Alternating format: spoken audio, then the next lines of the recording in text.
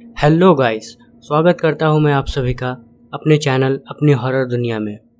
तो दोस्तों, आज की ये video already horror vibes channel पे अपलोडेड है जब मैं उनके साथ कोलैब वीडियो बनाया था।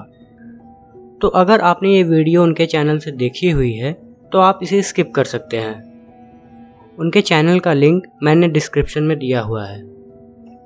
और जिन्होंने ये वीडियो नहीं देखी है, आशा करता हूँ कि आप सभी को ये वीडियो बहुत ही अच्छी लगेगी।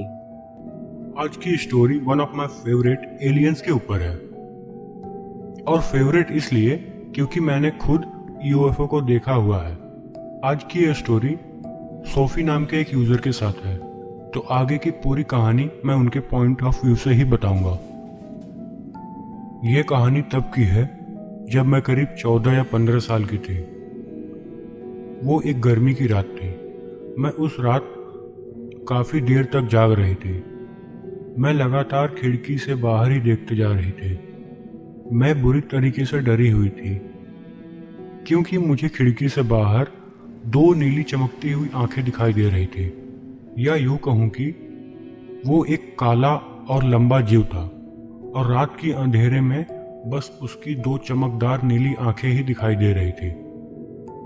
और उसकी वो आंखें इतनी ज्यादा डरावनी थी कि मैं डर के मारे सर से पैर तक चद्दर ओढ़ ली। और कुछ देर खामोशी के बाद जब मैंने सर से चद्दर निकाला और सामने टंगे हुए घड़ी की ओर देखा, तब मुझे पता चला कि मुझे छुपे हुए करीब करीब 1 घंटे हो गए हैं।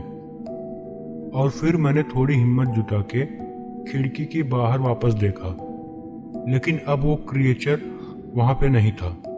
उस समय मेरी उम्र बहुत ही कम थी और मैं अकेले अपने कमरे में डर भी रही थी। तो इसलिए मैंने फैसला किया कि अब मैं अपने पेरेंट्स के रूम में जाके सोऊंगी। उस समय करीब सुबह के 3:30 बज रहे थे। मेरा शरीर पूरा सुन्न पड़ा था, और जैसे ही मैंने अपना पैर नीचे ठंडे फर्श पर रखा, अचानक से मेरे पूरे शरीर में झटका लगा, और पता नहीं क्यों मुझे बहुत ही ज्यादा डर लगने लगा। मैं भागती हुई अपने पेरेंट्स के रूम को जाकर खटखटाने लगी और उन्हें जगाकर अंदर गई। मैंने अपने पापा और सौतेली माँ को उस क्रिएचर के देखे जाने के बारे में बताया, लेकिन जब मेरे पापा नीचे पड़ताल के लिए गए तो उन्हें वहां कुछ नहीं दिखा, यहाँ तक कि कोई निशान भी नहीं मिला। और जब सुबह हुआ तो मैं उठ के अपने कमरे के बाहर उस खिड़की के आसपास देखने लगी, और तभी मुझे किसी के खरोचने के निशान दिखाई दिया। शायद उस रात मेरी जान खिड़की के बाहर लगे हुए लोहे के जाली के कारण बच गई। आप जरा कल्पना कीजिए कि आप एक ऐसे रूम में सो रहे हैं जिसके खिड़की के बाहर से सिर्फ जंगल ही दिखाई देता है और आसपास कोई घर भी नहीं है। और जब आपकी आंख खुले, आप अपने सामने लगे हुए खिड़की में से देखें कि दो नीली चमकते हुए आंखें आपको देख रही हैं, तो आप क्या करेंगे? और उस दिन के बाद से मैंने अपना कमरा चेंज कर लिया। हालांकि इसके बाद से वो मुझे कभी दोबारा तो दिखाई नहीं दिया, और सच कहूं तो मैं उसे दोबारा देखना भी नहीं चाहती।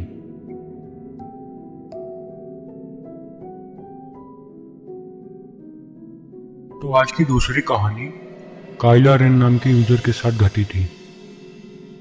तो आगे की पूरी कहानी मैं आपको काइला के पॉइंट ऑफ व्यू से ही बताऊंगा। मेरा घर इंग्लैंड में बर्मिंघम में है, और मैं आपको बता दूं कि मेरे घर के आसपास कोई दूसरा मकान नहीं है।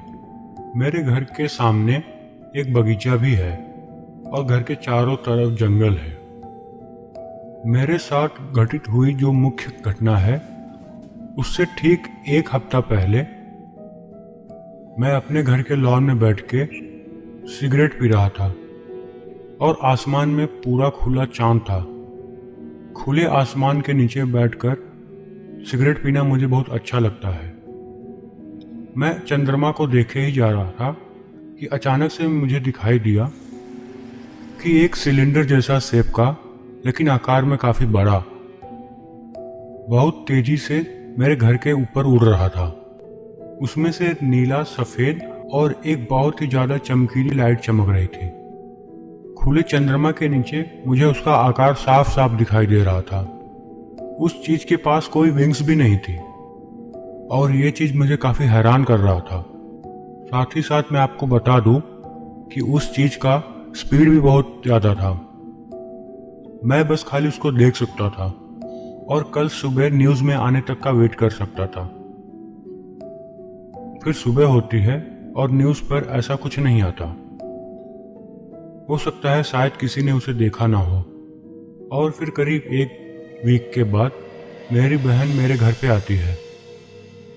मेरी बहन अपने बच्चों के साथ मेरे बेड पे सो रही थी और मैं लॉन में अपने सोफे पे सो रहा था कि तभी मुझे अपने चारों तरफ एक बज की आवाज सुनाई देने लगी।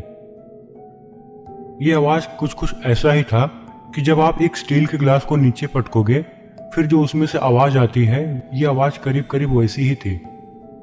मुझे अपने गर्दन और रीढ़ की हड्डी पे कुछ महसूस हो रहा था। मुझे ऐसा लग रहा था कि कोई उसमें कुछ धंसा रहा है। मैं चाहते हुए भी इधर नहीं मुड़ सकता था। ऐसा लग रहा था कि जैसे किसी ने मेरी सोल को कैद करके रख लिया है। लेकिन तभी मेरा अंगूठा हिलता है और मैं जल्द ही अपने शरीर को महसूस कर सकता था। मैं तुरंत घबरा के उठ के बैठता हूँ। मेरे आसपास कुछ नहीं था। यह देख के मैं थोड़ा राहत का सांस लेता हूँ कि शायद ये कोई सपना था। लेकिन मैं अपने रीढ़ की हड्डी पर कुछ ठंडक सा महसूस कर सकता था। और जैसे ही मेरी नजर थोड़ी सामने गई, मुझे लगा कि लॉन में से कोई भागते हुए उस रूम में गया है। मेरा पूरा शरीर कांपने लगा कि इस रात यहाँ पे कौन आ सकता है। और फिर उस कमरे में मुझे लाल कलर की 2 लाइटें जलती हुई दिखाई दी। मैंने सोचा ये शायद इंटरनेट की लाइट होगी, लेकिन मुझे याद आया कि इंटरनेट का कुछ सामान तो इस रूम में है ही नहीं, फिर ये लाइटें कैसी हैं। मैं उस रूम में जाने में भी डर रहा था। तभी मेरी नजर अपने कुत्ते पे पड़ती है। वो एक टेबल पे चढ़कर अपना सर नीचे करके कांप रहा था, जैसे किसी ने उसको नीचे उतरने से मना किया हो। मैं आपको बता दूं कि मैंने कभी भी अपने कुत्ते को डरते हुए नहीं देखा। फिर वो किस चीज से डर रहा है, और इतना कि वो भौंक भी नहीं पा रहा है। और यही सब सोचते सोचते ना जाने कब मेरी आंख लग गई। सुबह हुई, मैं उस रूम में गया तो वहां पे कुछ भी नहीं था। और जब मैं कॉलेज में जाकर अपने फ्रेंड्स को बताया तो पहले तो वो सभी हंसने लगे। मुझे ये देख के काफी बुरा लगा कि मेरे फ्रेंड्स मेरी ही बातों पर विश्वास नहीं कर रहे हैं। फिर उन्होंने कहा कि तुम्हें लग रहा था कि तुम्हारे रीढ़ की हड्डी पे कोई कुछ धंसा रहा है, तो हमें दिखाओ। उन्होंने मेरा शर्ट ऊपर करके देखा तो वो तीनों ही शांत हो गए। मैंने पूछा क्या हुआ। उन्होंने कहा कि तुम्हारे रीढ़ की हड्डी पर 3 सुई के धंसने की निशान है, वो भी ट्रायंगुलर शेप में। हालांकि इसके बाद से अब तक मेरे साथ कुछ भी अजीब नहीं हुआ, और अब ना ही मेरे रीढ़ की हड्डी में और ना ही मेरे गर्दन में मुझे किसी भी तरीके का कोई दर्द महसूस नहीं होता। तो दोस्तों, आशा करता हूँ कि आप सबको आज की स्टोरी अच्छी लगी होगी।